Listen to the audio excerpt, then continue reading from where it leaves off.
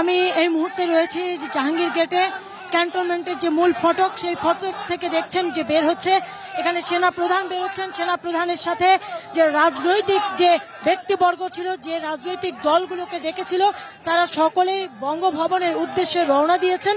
দেখতে পাচ্ছেন যে একে একে গাড়ির বহর চলে যাচ্ছে। প্রথমে এখানে আসিফ নজরুল ছিলেন, এখানে ছিলেন জুনায়েদ সাকি। আপনারা দেখতে পাচ্ছেন যে সেনাবাহিনী প্রধান তাদেরকে সকলকে নিয়ে, সকল রাজনৈতিক দলকে নিয়ে তারা বঙ্গভবনের দিকে রওনা হয়েছেন। আপনারা দেখতে পাচ্ছেন গাড়ির বহর একে একে একটি একটি করে গাড়ি বের হচ্ছে ক্যান্টনমেন্টের ভেতর থেকে। আপনারা জানেন যে কিছুক্ষণ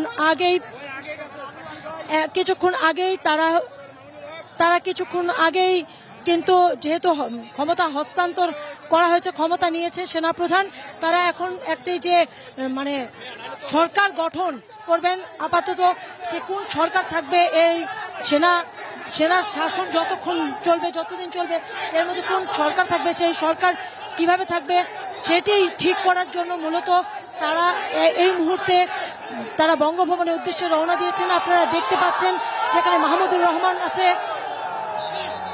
এখানে বিভিন্ন রাজনৈতিক দল, যতগুলো নিবন্ধিত রাজনৈতিক দল ছিল সকলকে কিন্তু ডেকেছিল সেনাপ্রধান, এবং তারা তাদের গাড়ি বহরে করেই তাদের সেই রাজনৈতিক ব্যক্তিবর্গকে নিয়ে যাচ্ছে বঙ্গভবনের উদ্দেশ্যে। সেখানেই মূলত ঠিক হবে যে এই সরকার কাদের নিয়ে আসলে সরকার গঠন হবে, সেই সিদ্ধান্ত বঙ্গভবন থেকেই হবে। যার কারণে তারা বঙ্গভবনের উদ্দেশ্যে রওনা দিয়েছেন। আপনারা দেখতে পাচ্ছেন যে একে একে এক একটা করে গাড়ি আসছে, গাড়ির বহর একটা একটা করে বহর আসলে যাচ্ছে।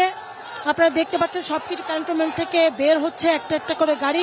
সকলেরই যাত্রা বঙ্গভবনের উদ্দেশ্যেই তারা যাত্রা করছেন, কারণ সেখানে আসলে যে একটা রাজনৈতিক যে সরকার, সেই সরকার গঠন হবে কি এর আগে কিন্তু এই গেটের সামনে এসে জুনায়েদ সাকি এবং আসিফ নজরুল যিনি তারা কিন্তু বক্তব্য দিয়েছেন। তারা বলেছেন যে যেহেতু সেনা প্রধানের হাতে এই মুহূর্তে রাষ্ট্র ক্ষমতা, সেই ক্ষেত্রে আমাদের দেশ কিভাবে পরিচালিত হবে, কাদের দ্বারা পরিচালিত হবে, কারা পরিচালনা করবে এই মুহূর্তে আমাদের রাষ্ট্রকে, সেটি ঠিক করার প্রয়োজন রয়েছে, জরুরি রয়েছে। এবং সাধারণ মানুষের উদ্দেশ্যে বলেছেন যে তাদেরকে রাস্তা ক্লিয়ার করে দিতে বলেছেন, তাদেরকে আরেকটু ধৈর্য ধরতে বলেছেন, যেহেতু তারা ধৈর্যের সাথে আন্দোলন চালিয়ে গেছেন এবং আন্দোলনের মাধ্যমে যে সরকারের যে পতন ঘটিয়েছেন, সেই পতনের পর এই রাষ্ট্র আসলে কিভাবে চলবে, এই মুহূর্তে চলবে সেটি ঠিক করতে চান তারা।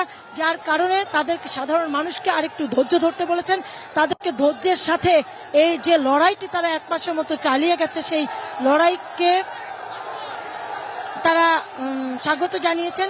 আপনারা দেখতে পাচ্ছেন যে একে একে গাড়ির বহর বের হচ্ছে। এই গাড়ির বহর থেকে কিন্তু তারা বঙ্গভবনের উদ্দেশ্যে রওনা দিয়েছেন, এবং বঙ্গভবনে পৌঁছলে সেখানেই সব রাজনৈতিক দলগুলোর সমন্বয়ে এবং সেনাপ্রধানের তত্ত্বাবধানে সেখানে কিন্তু সকলে সেটি ঠিক হবে, কিভাবে করে রাষ্ট্র পরিচালনা, কোন কোন উপায় হবে, কারা করবেন এবং কিভাবে হবেন, কোন মেয়াদে কতদিন কারা থাকবেন এই ছোট্ট এতে।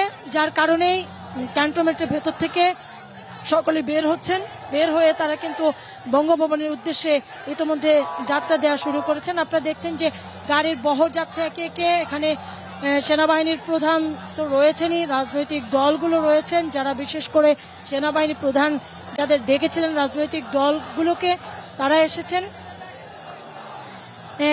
আপনারা দেখতে পাচ্ছেন যে সকলেই আসলে সবার মধ্যেই যে একটি টান উত্তেজনা তারা এখানে বলছে, সাধারণ মানুষের যে উত্তেজনা, বাঁধ ভাঙা যে জোয়ার, কোনোভাবেই কিন্তু সেনাবাহিনী সাধারণ মানুষকে ঠেকাতে পারছে না, ঠেকাতে তারা ব্যর্থ হয়ে যাচ্ছে। মানুষ হুমড়ি খেয়ে পড়ছে। তাদের বিজয় মিছিল, তারা এই বিজয়ের প্রতীক হিসেবে এই মুহূর্তে যেন এই জায়গাটিকেই তারা বেছে নিয়েছেন। তারা বলছেন তারা যেভাবে স্বাধীনতা দেখতে চান, ৭১ যে স্বাধীনতা ছিল, তারা দেশকে স্বাধীন হিসেবে দেখতে চান। তাদের বাক স্বাধীনতায় যাতে করে কেউ খর্ব না করতে পারে, সেই স্বাধীনতা তাদের যাতে রক্ষা হয় সেটি তারা চাচ্ছেন, সে যার মাধ্যমে হোক না কেন, যেভাবে হোক, যেহেতু গাড়ির বহরগুলো চলছে এবং বঙ্গভবনের উদ্দেশ্যেই মূলত তারা যাচ্ছে।